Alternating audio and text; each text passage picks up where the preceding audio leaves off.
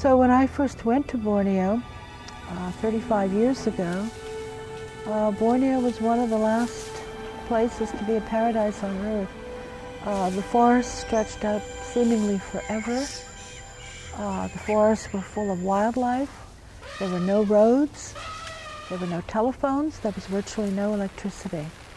If you wanted to go into the interior of Borneo, it took you 10 days by dugout canoe and motorboat. 100 years ago, there probably were hundreds of thousands of orangutans.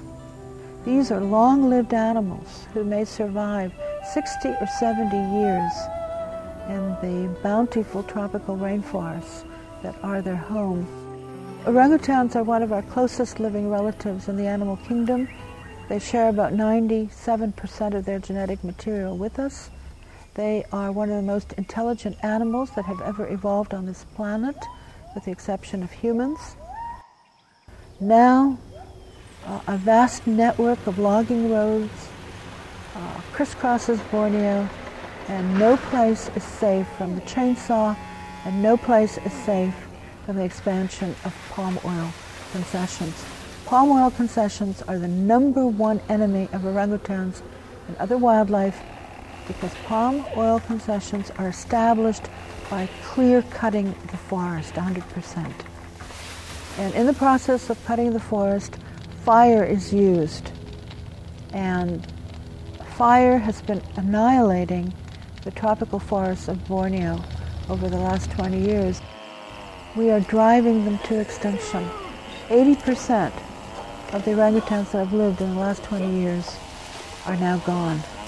We're dealing with 20%.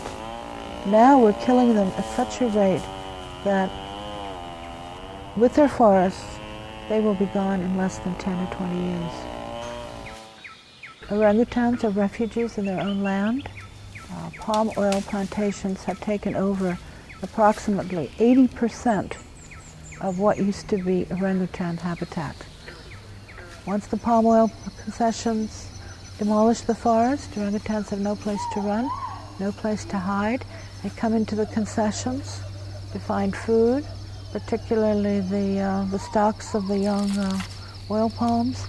And here is a species on the verge of extinction that is being slaughtered left and right as agricultural pests. And do we really need palm oil that badly? For our cookies, our soaps, our crackers, or our motor oils? I don't think so.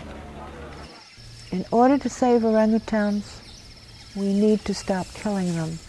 One of the things that OFI does is provide employment and also provide education to local people and local villagers in order to change their mindsets. We employ over 200 local people. By so doing, we are building a constituency for conservation in the area. Unfortunately, the massive destruction of the tropical rainforest has meant that people are going into the forest, encountering orangutans, killing the mothers, and taking their infants to sell to the pet trade. Now we are taking care of 283 orangutan orphans at our orangutan care center and quarantine. These orphans are babies, and just like human babies, they need 24-hour care. Once the orangutan orphans grow up, once they are certified 100% healthy, and once they're rehabilitated, we release them back into the wild.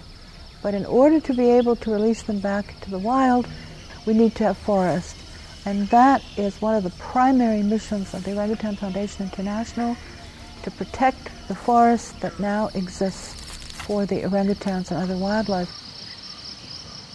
OFI has now been working for over a quarter of a century to save orangutans and to save tropical rainforests. We have released over 300 orangutans back to the wild, orangutans that we rehabilitated from infancy. We have protected millions of acres of tropical rainforest in Borneo. We have set up education programs throughout villages in Borneo that have changed people's minds about killing and eating orangutans. We work every day to save orangutans in the tropical rainforests in Borneo. Please help us. We need to help the orangutans because they cannot speak for themselves.